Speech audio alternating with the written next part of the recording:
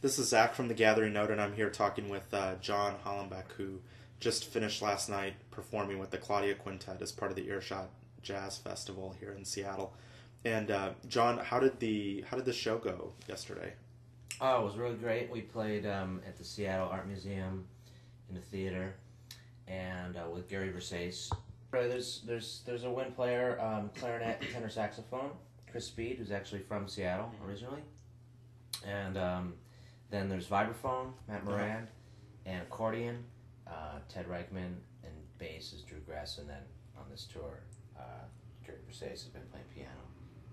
So it's not maybe not your typical jazz quintet. No. It's usually the tag that we get is genre defying, but accessible. So it's kind of a mixture of a lot of different things, and there's some kind of a lot of chamber type music in there, and some jazz based music, some rock, some funk, some electronica, and it's all kind of mixed in a nice way.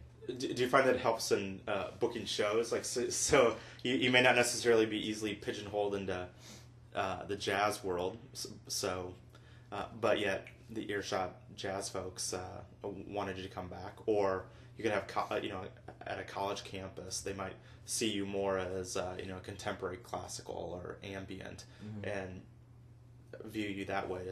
Does it help to be sort of genre neutral? It doesn't. I mean, it doesn't help to sell records, because especially like if you just walk into a record store, then you have to go somewhere. So a lot of music like ours, it goes under the whole jazz umbrella because it's kind of the easiest place to put it, and it's probably more jazz based than anything else. But we've never done. The idea when I first started the group was actually we could do, for instance, a evening of just new music, just kind of chamber music that's not really jazz based at all. That's kind of where the name of the group, the Claudia Quintet, came to, because it's it sounds like it could be whatever, the Juilliard Quartet or something like that.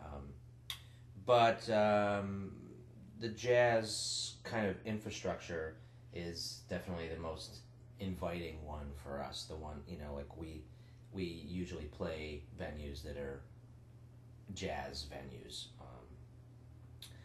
and I'd love to expand that and do more contemporary music venues. And we do play in a lot of universities, so that in those places sometimes there's a good crossover.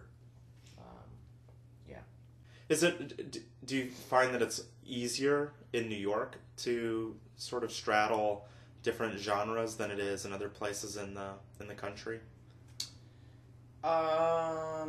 It might be, yeah, because a lot of people are doing it. So, for instance, a group like Bang on a Can, once you have a movement like that, and people see that, then instead of saying it's jazz or it's classical, you could say, well, it's kind of the Bang on a Can thing, and then and then people kind of, okay, I'm into that. That's cool. It used to be, I would say you could say it's kind of a downtown thing, and then that would kind of cover like many bases. It could be kind of jazz, experimental, rock based even, but some sort of contemporary classical thing in there too. Because you've composed pieces for, is it the Bergen Philharmonic? Do I remember that right? No, I did a piece for the Bamberg. It was a Bamberg chorus with the kind of the winds from. They did a special kind of crossover project, and so there was some kind of jazz-based music, but not too much. And they did some. They did like the Stravinsky Mass and a bunch of pieces like that, and then they commissioned me and a couple other people to write music specifically for the project. I mean, very specifically, like they told me my piece was going to be performed right after the Stravinsky Mass, and they wanted me to, they wanted it to have some sort of relationship to that. And so where did you get the inspiration for that piece? Did you draw from the Stravinsky, or did you draw? I did. I mean, I listened to it a lot, and I studied it just to kind of, just just to kind of draw some general kind of inspiration from it. I mean, and then let's see. Yeah, then I mean, I went kind of, it has sort of a spiritual basis, but yeah, after that I just kind of went my own way. I didn't think of it too much. How do you describe your sound or what you're doing to people who might not be familiar with you? Do you consider yourself a jazz composer? No. The jazz, the word is not. It's not a word that I'm very comfortable with. The actual meaning of the word and just where it comes from it's not applicable to my music really. But would classical be? Classical wouldn't be either, right? No, I would usually, I kind of go with the word new music because it's so general, and it's music and it's new, and right. So it's actually telling the truth. Even if you don't know what the term new music means. So I usually say, yeah, it's kind of, just kind of new music, and it's. I also, I've heard the word eclectic so many times, but it is kind of eclectic in that it's usually a hybrid of genres or styles kind of put together in a way that's personal to me. Yeah,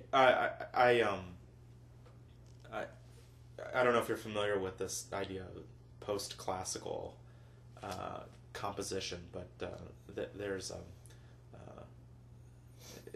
at least one person has sort of thrown this idea out as the model for the composer for the 21st century, someone who isn't confined by a particular genre, Mm-hmm. someone who is both a composer and a performer, or a conductor Mm-hmm. and a performer, and maybe does something else, and that seems to apply pretty closely to what you're doing. Mm-hmm.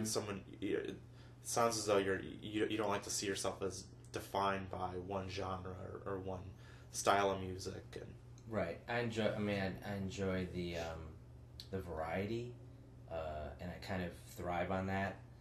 So performing a lot of different kinds of music, and then composing. So that's just a big variety right there. Teaching. So between those three, I don't get bored in one of them very much because I'm kind of going to the other, and they feed off of each other.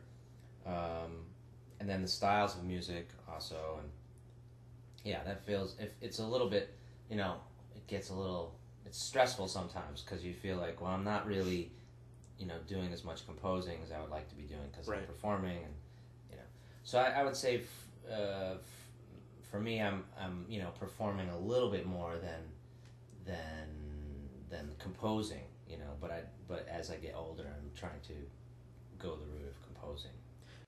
In part 2 of my interview with John Hollenbeck, he shares his thoughts on composing and the artists who inspire him, including Ligeti, Meredith Monk, and others. I do hope you'll come back to hear the rest of this interview.